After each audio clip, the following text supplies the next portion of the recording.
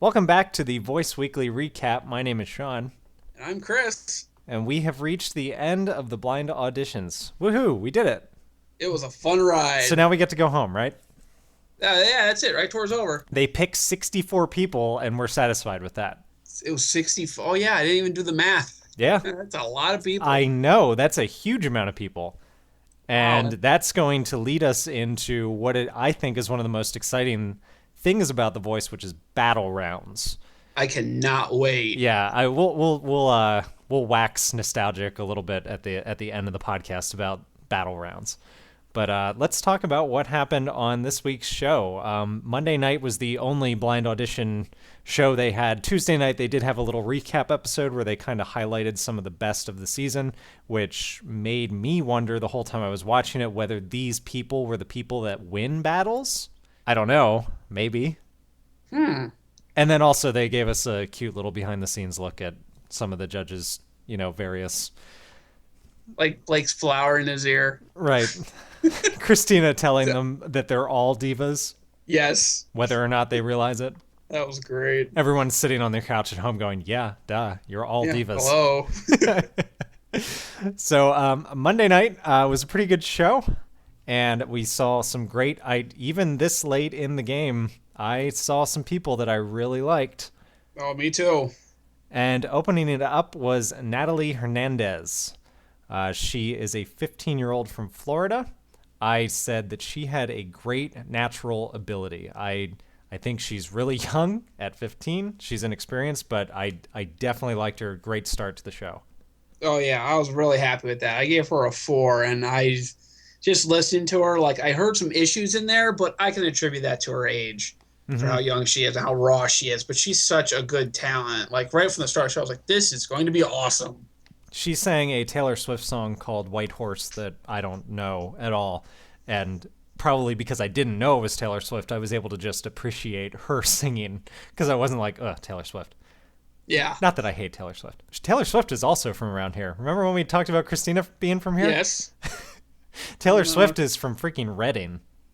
Whoa, she's like right near me too. Yeah. That's awesome. Yeah. So Blake and Christina turned around almost immediately. Adam turned around closer to the end. I guess he wasn't as excited as he's been about some of his contestants. Yeah. On Tuesday night's recap show, they basically went team by team. And one of the things they highlighted about Adam's team is that when he wants someone, he's hugely passionate. And he's just yeah. I need to have you on my team. I need to have you. Yeah. It's like I love how they call him a used car salesman. Yep. And then they start showing you this pitch and you're like, wow, I see it now. It's a 98 Bronco, runs like it's 2 years old. It's white. So Natalie, 15-year-old girl, she could not resist Team Christina, and that's who she went with. I also gave her a 4. So I think you and I are learning the ropes of this criteria that I've devised. I'm learning your system. Right, It's right. awesome. This is good. So then we had a guy who is from our area, from Allentown, Rod Michael. He sang, unfortunately for him, Please Don't Go, and that's exactly what he had to do because he wasn't good enough. Yeah. And I was like, all right, he's from Allentown. And and he was in a band called B3. I was like, I never heard of it. And they're like, it's a boy band from Switzerland. I was like, oh. I've never heard of it. I was like, even worse. Yeah. Do you happen to watch New Girl? No. The one character on it, his name is Winston. He was a replacement for a character played by Damon Wayans. The New Girl, I'm going completely on a tangent here. The New Girl pilot was shot at the same time as the pilot for one of my favorite shows called Happy Endings. They both got picked up, and Damon Wayans was in both of them. So in the second episode of New Girl, they replaced him with someone else. And the guy they replaced him with, they said, played basketball in Europe. And he had just come back from a successful basketball career in Europe, which doesn't matter here in the United States. Right, exactly. No one had ever heard of him. Yeah. Because he played for, like, Croatia or something. Oh, I never would have. Yep. So this guy played in a boy band overseas. which gives him pretty much no street cred here in the States. Exactly. And of course, all the girls went crazy for him. And they did. Yep. And if you look him up on Wikipedia, by the way, the Voice Season 3 Wikipedia article, I don't know. I'd like to think that we had something to do with this, but whoever is keeping track of this page did a nice job of cleaning it up between last week and this week. They added a bunch of information. They made the table bigger, and I just want to personally thank them. Oh, me too. It's great. It fits my screen nice, and it's a lot easier to read and go what I'm looking for now, which helps me immensely. You have no idea with my... I'm self-diagnosed ADD, just so everybody knows. You're a doctor. You're allowed to do that. So, unfortunately, Rod Michael was not able to make it into the competition. Following his performance was Caitlyn Michelle from Massachusetts, a 20-year-old, and she sang Cosmic Love, which is a song by Florence and the Machine. And because she sang that song, I went ahead and decided not to like her. And it doesn't mean that I don't think she has talent or whatever, but I really don't like Florence and the Machine or the way she sings, I guess. I don't know. I just, she sounded too much like Florence that was all I could think about. Okay, see, I never heard Florence and the Machine before, so I didn't have anything to go off of. So I'm like, oh, hey, she's pretty good. Yeah, she sings with like this real operatic vibrato. Mm-hmm. And all of her songs basically take advantage of that in some way, which she's good at it and it's fine. But this is how little I thought of Caitlyn. I titled her name on my notes, Florence. That's great. So she's not for me, but Adam and Blake both liked her, and she ended up on Team Adam. Yep. Yeah, and I took note of her panic attack symptoms that were very typical for the disease if anybody actually saw the episode. Mm-hmm. Also, I have a question for you. Who exactly was Mustache Man? Mustache Man? The guy next to her father with the crazy, sinister, bad guy mustache that that's right. mentioned. They never said his name, what relation he was. No, he was just Did he look young enough to be her brother? I don't know. I have no idea. I don't know if they're dating or if they're brother and sister or a cousin. He was just there, and I'm like, look at him, like, oh wow, he's got a crazy mustache. And then like I'm paying attention, it's like they never said two words about him. Huh. I was like, what? Like, who is this guy? It's probably a meme somewhere on the internet already. Yeah, it's just like twirled end mustache that you could do everything. I was like, look at that, going, dude. When you have a big mustache, you got to twirl it. That's right. That's what he did. He had all those. Yeah, I was impressed with mustache. So I called him the Mustache Man because I didn't know his name. After Caitlyn, we had Nicole Johnson, an 18-year-old from Tennessee, although I'm learning via Wikipedia that she's actually from LA and moved to Nashville, Tennessee, which almost seems backward for what she was trying to do. But she sings like a country girl, right? That was her, right? Right. Oh, yeah. Yes, she sang Kelly Clarkson's Mr. Know-It-All, but with a real country flair, which, of course, caught Blake's attention. Mm-hmm. And as it sometimes does, it also caught CeeLo's attention. Which she caught me, like, the same moment that CeeLo went to hit his button. I was, like, sold right then. I was like, wow, she's good. Yeah. I like her. Yeah, she wasn't my favorite or anything. I gave her straight down the middle 3. And that's what I gave her, too. But I knew, like, I was like, right there, I was like, she can do well on this show with the help she needs. Yeah, I can definitely appreciate her talent. She picked Kelly Clarkson, which I have no problem with. Right. And also, #HadMeAtThang. Yeah. Absolutely. I liked that. Yep, gotta reel it in. Next up was Siobhan, a 26-year-old from New Jersey, who sang the song Brass in Pocket. Man, I love that song. Yeah, it's a good song. And she was a background singer for Lady Gaga. That's right. And I was like, okay. And then they showed her doing like it was kind of like I called it the gospel version of the background when they were showing the video. Because there's no like music behind them. They're just doing it acapella. And I was like, okay, she sounds good. I was like, But I'm like trying to figure out which one she was. Right, Like, she was in a harmony of three and I'm or like, four people. I think she sounds good together with people. So waiting for this, I gave her a 2 because I just wasn't.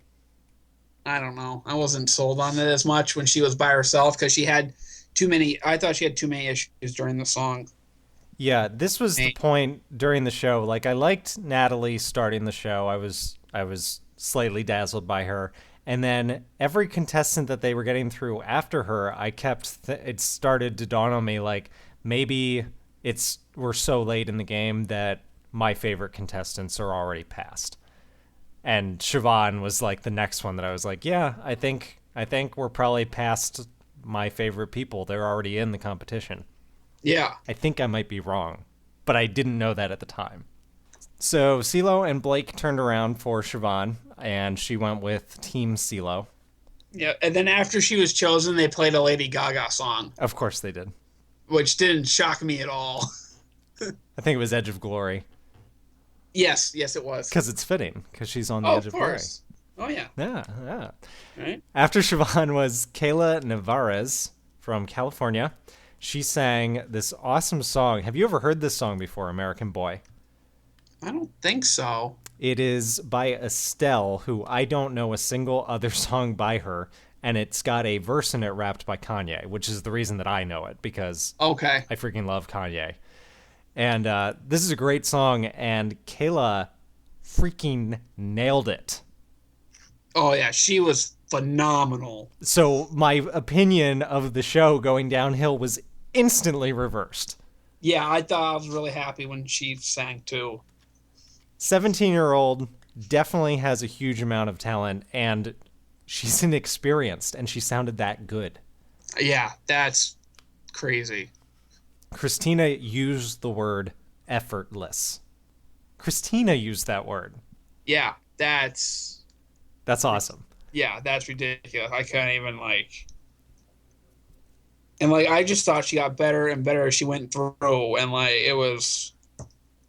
And then, when she was choosing who her coach was going to be, I was actually shocked when she chose Adam. I was surprised, too. So Adam, CeeLo, and Christina all turn around, and I think we're used to it at this point when a young girl is chosen, and Christina is one of the judges, or one of the coaches that turns around. She's probably going to go with Christina, but no.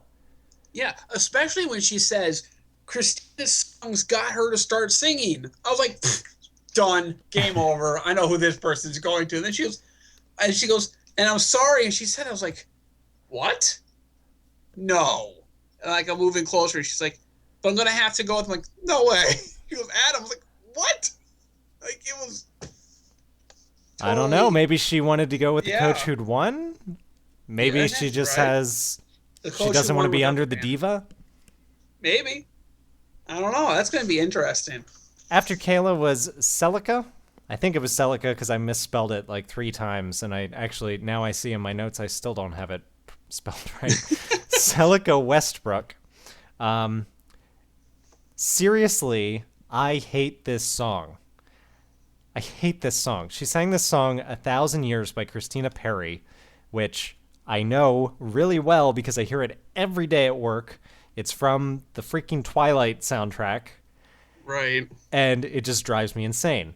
That said, she's 16. She sounds and looks like she's 30. Yeah. Alicia and I were staring at her, and we had missed her age if it had flashed by on the screen.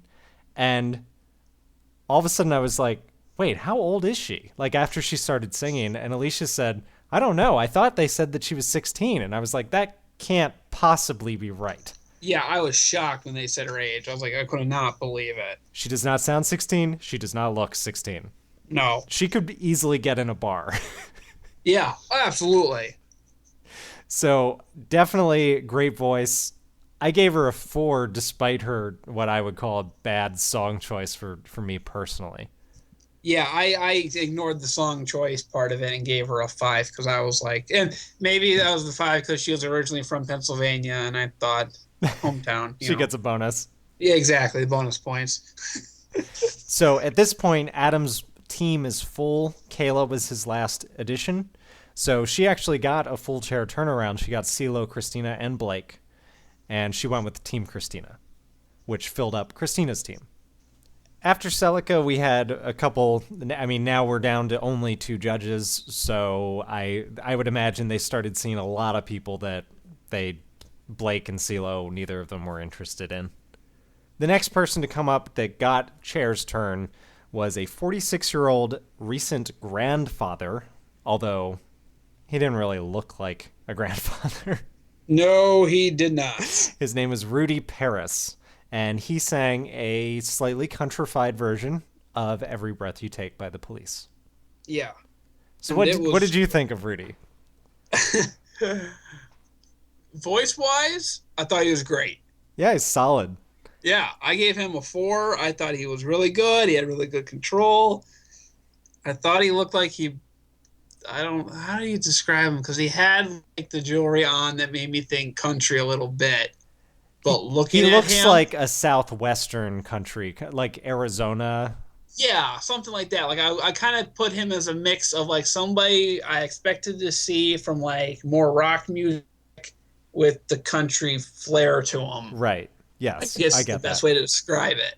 Like someone who might listen to Kid Rock. Right. So I enjoyed him a lot. I gave him a 4.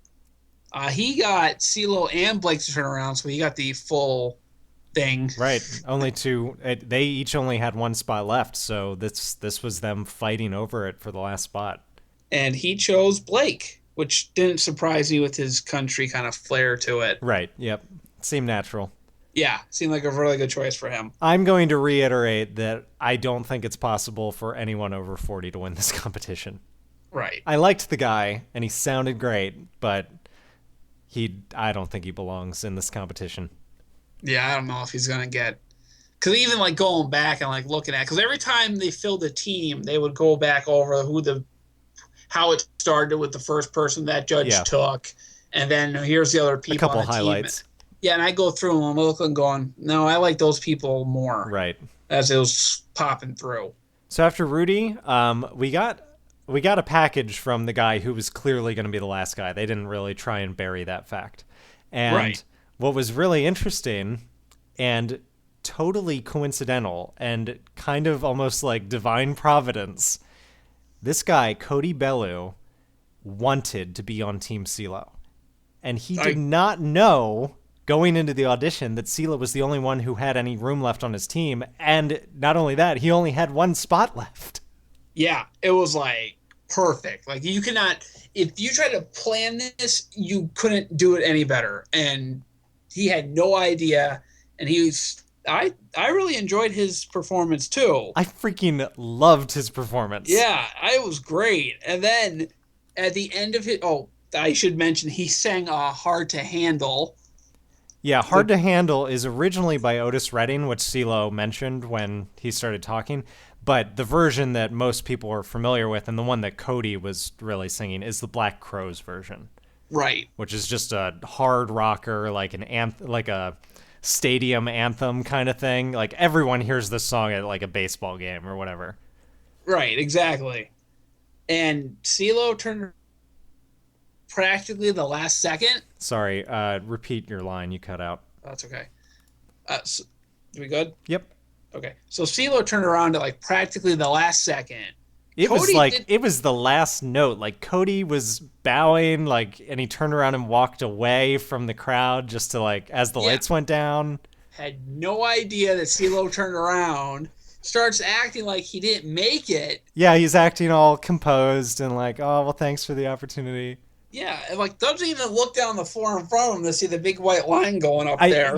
I bet you're just so overwhelmed at that moment that you can't even. Yeah, that you're just not even aware of what's going on. And then he's like, and then they say, I hit my button, I turned around, and he went crazy. He just completely flipped. It was, and was it Blake or Adam? One of them was like, that is hands down the best reaction we've ever had. Yeah.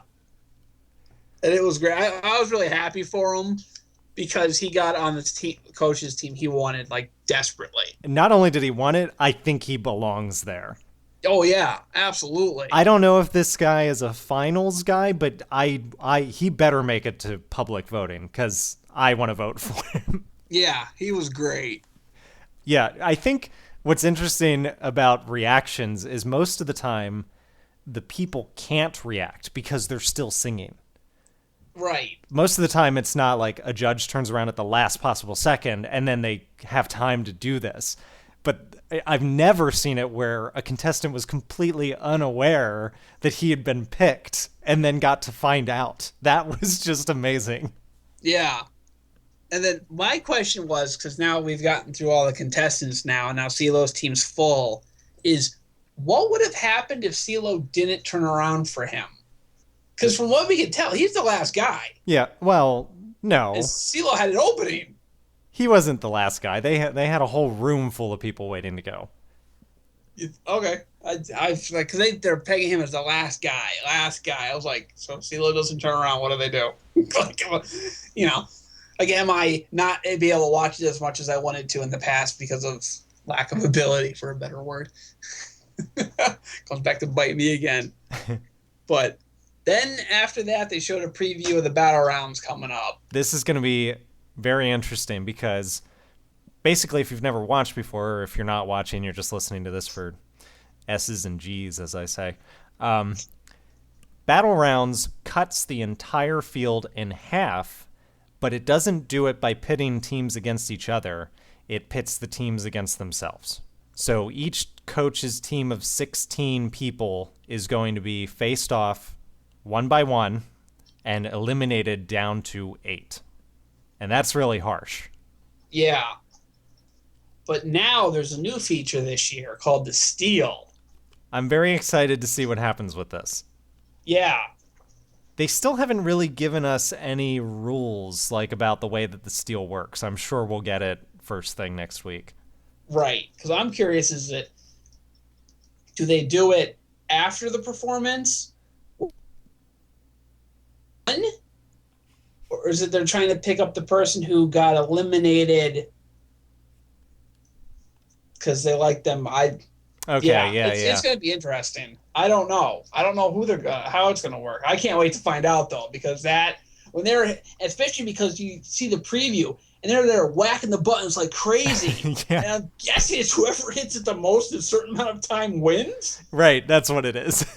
So like you see, it's like a Mario Party mini game. You just have to press A as fast as possible. I was just about to say exactly what it is. Well, join us next week when we'll be talking about the first episode of the battle rounds. Hopefully none of our favorites get eliminated. Otherwise, I might be in a corner crying. We might both be. Thank you for listening. Please comment below who some of your favorite contestants are, and we look forward to seeing you next week. See you then, guys. Welcome back to the... How do I start this? I think podcast. Right, exactly. The voice recap. Voice weekly recap. Voice weekly recap. Okay. Yeah, we got this. You think we would know that better?